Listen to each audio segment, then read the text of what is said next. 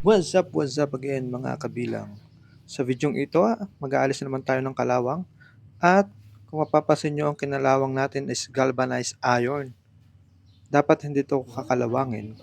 Kaya didiscuss din natin bakit nga ba kinakalawang tong GI. Dapat hindi. So, ngayon, simulan muna natin sa pagtatanggal ng ating kalawang. Meron tayo nitong Turco Rust Converter. Yan, natanggal na yung ating label. Ilang beses na rin natin nagamit to. At sa pagkakataong to, gagamit na naman tayo sa mabilisang paraan dahil sandali lang to kasama kong aking magina dito sa sementeryo. So, isasalin ko to dito sa sponge. Pupunasan lang natin ng sponge. Yan.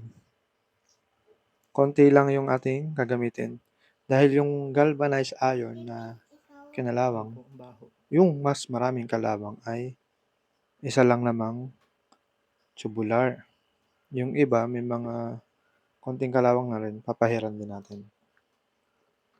So, nagsali lang tayo ng konti at ating pupunasan. Medyo makapal na rin pala yung kalawang ng lalaglag. Kaya, nagpalit ako ng brush. So, mas madaling gamitin yung brush. May nakalimutan ko dito. Nakalimutan kong gumamit ng shield sa mukha, sa aking mata.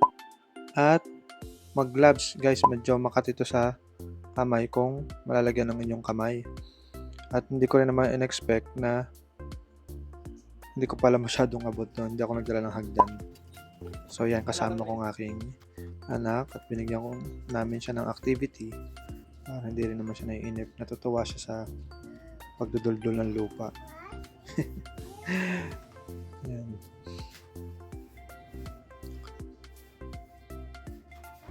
So pinunasan ko to lahat hanggang kabilang dulo. Tapos pinunasan ko rin yung mga may patsi-patsi lang ng kalawang.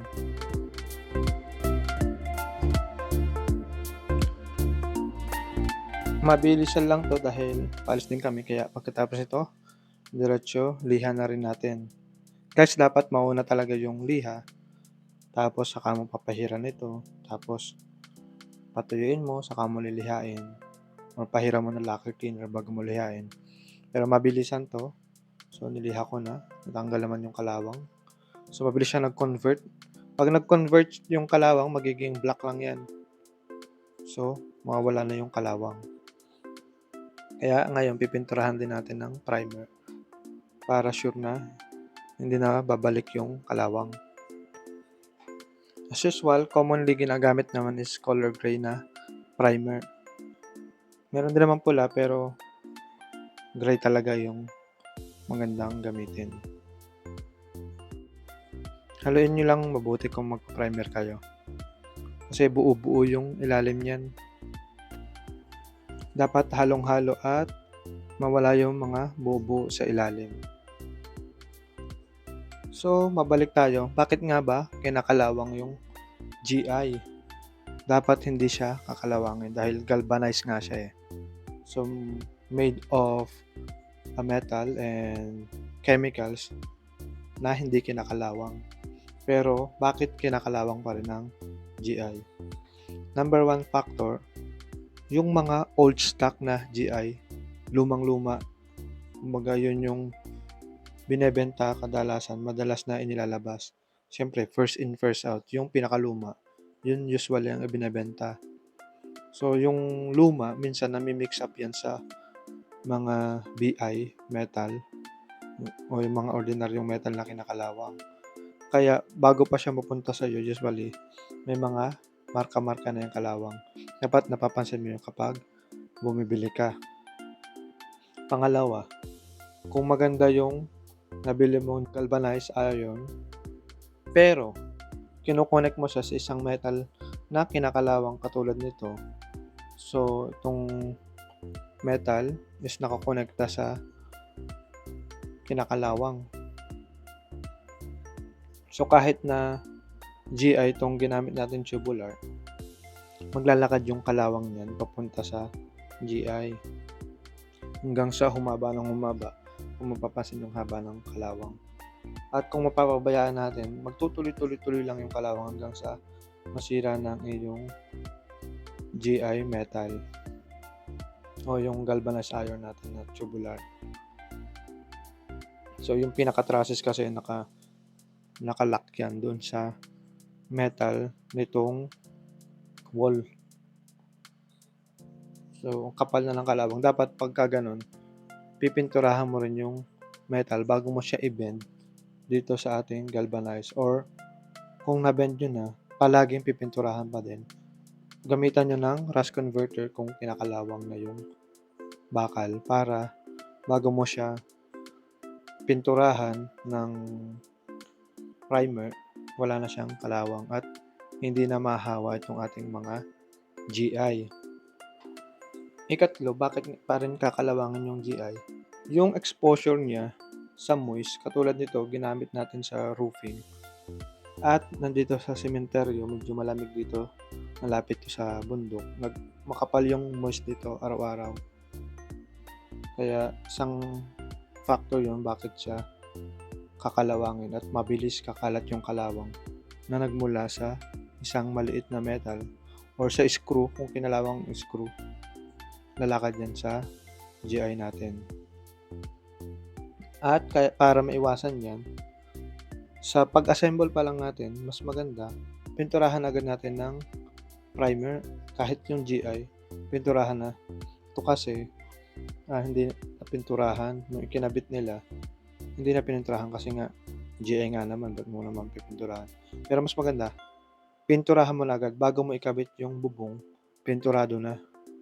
Para sure ka na hindi kakalawangin. Lalo na kung alam mo na nag-connect ka ng something na kinakalawang dito. Or may dugsungan, kagaya nito may dugsungan to na wineldingan. Yung pa pala isang factor yun. Yung pinagdugsungan. Kasi syempre yung ating welding rod, ordinaryong metal yan, kakalawangin yan. Hindi naman yan yung pang stainless na hindi kakalawangin. Syempre gagamit niya sa GI, yung pa rin kinakalawang na welding rod. Siyempre, pinagdugsungan, kailangan tiktiking mabuti. Tapos, pinturahan mo din ng primer para maiwasan yung kalawang. So, dito na namin i-spend yung aming Sunday morning. Since tuwing pumupunta kami dito, napapansin na rin namin na nangangalawang nga itong pinaka-trusses niya. Kaya, pininturahan ko na rin. Tsaga-tsaga lang kahit mainit. At since sumama yung aking anak, syempre bilisan to. Tapos Sunday lang naman din yung ating rest day. So Sunday lang din tayo makakagawa nito. Early morning na rin kami, nag-jogging. So after nun, market. Then after na market, ito na. At after nito, alas na naman kami. Punta naman kami ng grocery. Ganun lang.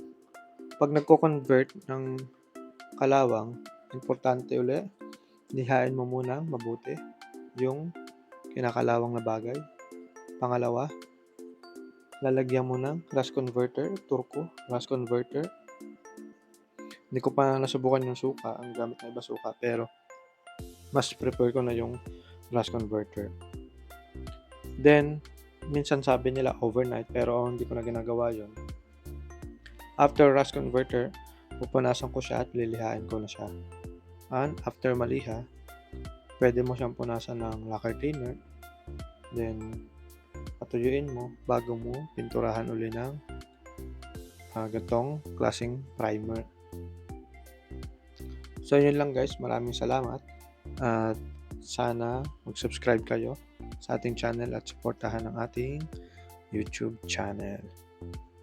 So, yan na siya guys. After mapinturahan, wala na siyang kalawang at mukha na uling bago. Bye-bye!